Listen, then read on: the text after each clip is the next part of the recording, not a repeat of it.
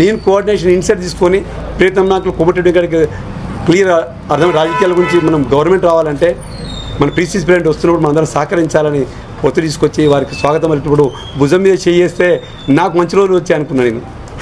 కానీ భుజం మీద చేస్తే నవ్వుకుంటా ఇట్లా గొంతు కోస్తారని నాకు తెలియదు. ఇవ్వకుంటే ఇవ్వకపోవచ్చు, పది నాకు ఇవ్వాలని ఏం లేదు, రూల్ ఏం లేదు నాకు ఇవ్వాలని. నాకంటే ఎక్కువ అధికంగా నష్టపోయిన వాళ్ళు, నాకంటే ఎక్కువ జెండా మోషన్ ఉండరు ఈ రాష్ట్రంలో. కానీ బాధ ఏడనిపిస్తుంది అంటే ముఖ్యమంత్రి గారికి అనుచరుడైన పటేల్ రమేష్ అన్నకి కార్పొరేషన్ చైర్మన్ వస్తుంది, నాకు రాదు. ముఖ్యమంత్రి గారికి అనుచరుడు ఉంటే ఎంపీ అవుతాడు. చామల కిరణ్ అన్న నేను జిల్లా ప్రెసిడెంట్గా పోటీ పడ్డాం. ఆ రోజు జిల్లా ప్రెసిడెంట్ కిరణ్ అన్న రాలే, నాకు వచ్చింది. అదే కిరణ్ అన్న ఇవాళ ఎంపీ అయ్యాడు. ముఖ్యమంత్రి గారికి మన రవీనాథ్ దగ్గర ఉండు, ఆయనకి ఎంపీ పోస్ట్ వచ్చింది. అంటే నాకేమనిపిస్తుంది అంటే నేను బూత్ స్థాయిలో పనిచేయడం అనేది కరెక్ట్ కాదని నాకు అనిపిస్తుంది.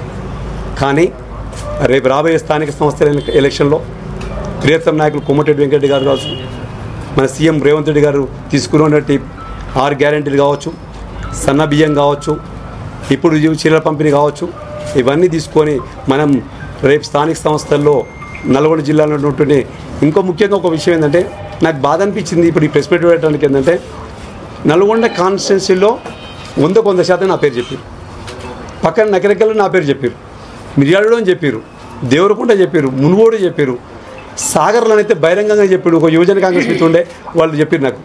ఉమ్మలమోండని అయితే మంచికైనా చెడుకైనా నల్గొండ హెడ్ క్వార్టర్ ఉండి పనిచేస్తాడు, ఆయనకు అనుభవం ఉంది.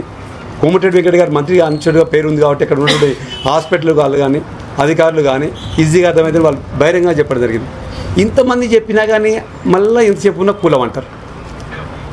నేను మీ అందరికి పెద్ద లీడర్లందరికీ ఒకటి చెప్తున్నా, ప్రజాప్రాయ సేకరణ లేకుండా మీరు చేస్తుంటే బాగుండేదేమో నా అభిప్రాయం చెప్తున్నా.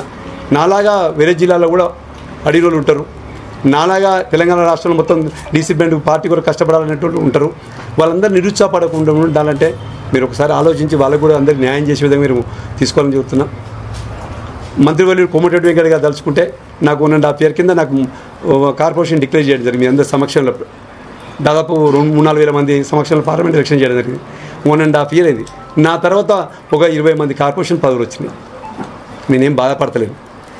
కానీ నాకు కార్పొరేషన్ కంటే రాష్ట్ర కాంగ్రెస్ ఉపాధ్యక్షుడు అంటే జిల్లా కాంగ్రెస్ పార్టీ చేసినట్టయితే నాకు ఒక విజన్ ఉండే.